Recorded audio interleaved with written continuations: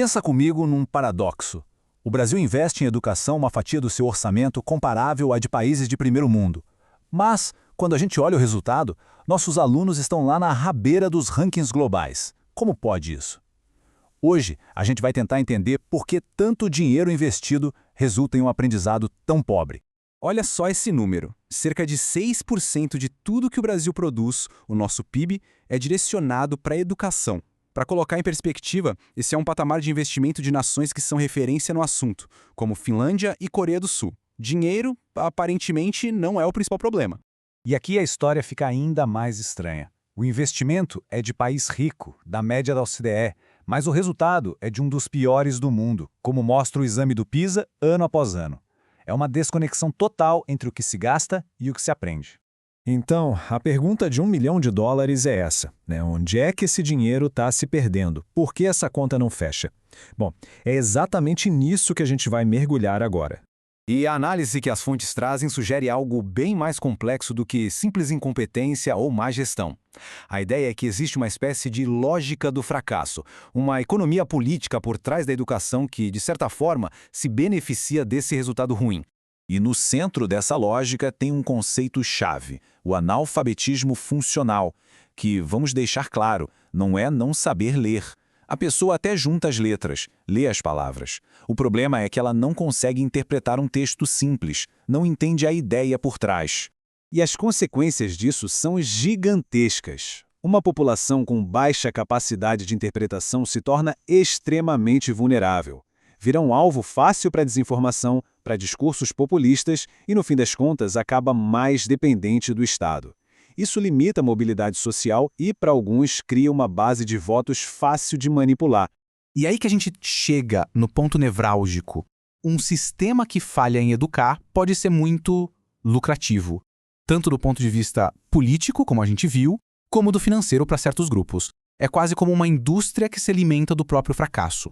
Então, quem ganha com tudo isso? Basicamente, o sistema beneficia uma burocracia gigante e complexa, onde é muito fácil desviar recursos sem fiscalização. E, claro, também beneficia as elites, que colocam seus filhos em escolas particulares e, com isso, garantem que eles não terão tanta competição para chegar nos melhores empregos e universidades. E o mais irônico de tudo talvez seja como essa frase tão conhecida do Paulo Freire é repetida à exaustão dentro de um sistema que, na prática, parece desenhado justamente para o contrário, para estagnar as pessoas, e não para dar a elas as ferramentas para mudar o mundo. Ok, então como essa máquina de fracasso foi construída? As análises apontam para 3 pilares, 3 grandes problemas estruturais que sustentam essa crise na educação. A arquitetura dessa falha é bem clara. Primeiro, um abismo entre o que se ensina na faculdade de pedagogia e o que acontece na sala de aula real. Segundo, uma teimosia em ignorar o que a ciência já provou que funciona. E terceiro, uma gestão que troca o critério técnico pelo apadrinhamento político. Vamos começar pelo primeiro pilar, a formação de professores. Muitas vezes os cursos de licenciatura gastam um tempo enorme com teorias sociológicas, filosóficas, tudo muito abstrato. Mas o básico, o como fazer, tipo como ensinar uma criança a ler ou como manter a disciplina na sala, isso fica de lado. O professor sai da faculdade sem ferramentas práticas. E isso nos leva direto ao segundo pilar, que é um exemplo gritante, o abandono da ciência.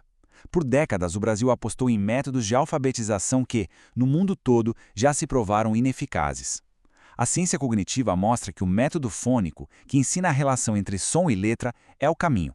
Mas aqui, por uma questão puramente ideológica, insistiu-se em outros métodos. E para fechar a tríade do fracasso, a gestão política. A cada novo governo, seja municipal, estadual ou federal, tudo muda, o currículo, os projetos, os diretores. Não existe política de Estado, só política de governo. Nenhuma estratégia consegue amadurecer porque a cada 4 anos o jogo zera. Mas, olha, o cenário é ruim, mas não é um beco sem saída. A boa notícia é que não precisa reinventar a roda. As fontes mostram um caminho bem claro, baseado em evidências e em reformas que deram certo em outros países. Para reverter esse quadro, o plano de recuperação tem 4 passos fundamentais. São mudanças na política e na prática que atacam diretamente aqueles 3 pilares do fracasso que a gente acabou de ver. O primeiro passo é o mais básico de todos: transformar a ciência da leitura em política pública nacional, ou seja, adotar o método fônico em todas as escolas. é garantir que toda criança tenha uma base sólida para aprender a decodificar as palavras, para depois poder interpretar o mundo. O segundo passo é uma revolução na formação de professores. É preciso acabar com esse modelo teórico e criar algo como uma residência pedagógica. Pensa na medicina. O médico aprende na prática no hospital. O professor tem que aprender na prática dentro da sala de aula com supervisão. Terceiro, profissionalizar a gestão. Chega de diretor de escola por indicação política. O cargo tem que ser técnico, ocupado por mérito.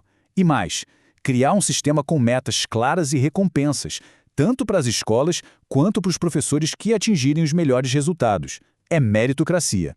E por último, o quarto passo, simplificar o currículo. Hoje, a gente tem um currículo gigantesco, enciclopédico, que obriga o aluno a decorar 1 milhão de coisas superficialmente. A proposta é focar no essencial, garantir que o aluno domine de verdade competências como lógica, interpretação e escrita. Menos conteúdo, mais profundidade. Então, no final das contas, o que fica claro é que o fracasso da educação brasileira não é uma fatalidade do destino, não é algo inevitável. É, na verdade, o resultado de uma série de escolhas que foram feitas ao longo do tempo. Foi uma escolha priorizar a ideologia em vez da ciência. Foi uma escolha priorizar a burocracia e os interesses políticos em vez da eficácia na sala de aula. A solução, portanto, passa por admitir que esse modelo falhou e ter a coragem de abraçar o que a experiência e a ciência já mostraram que funciona. E isso nos deixa com essa reflexão. Se o dinheiro existe e as soluções são conhecidas, o que realmente impede a mudança? Será que a verdadeira barreira é mesmo a falta de recursos? Ou é a falta de coragem para desmontar um sistema que, como vimos, beneficia muita gente justamente por não funcionar?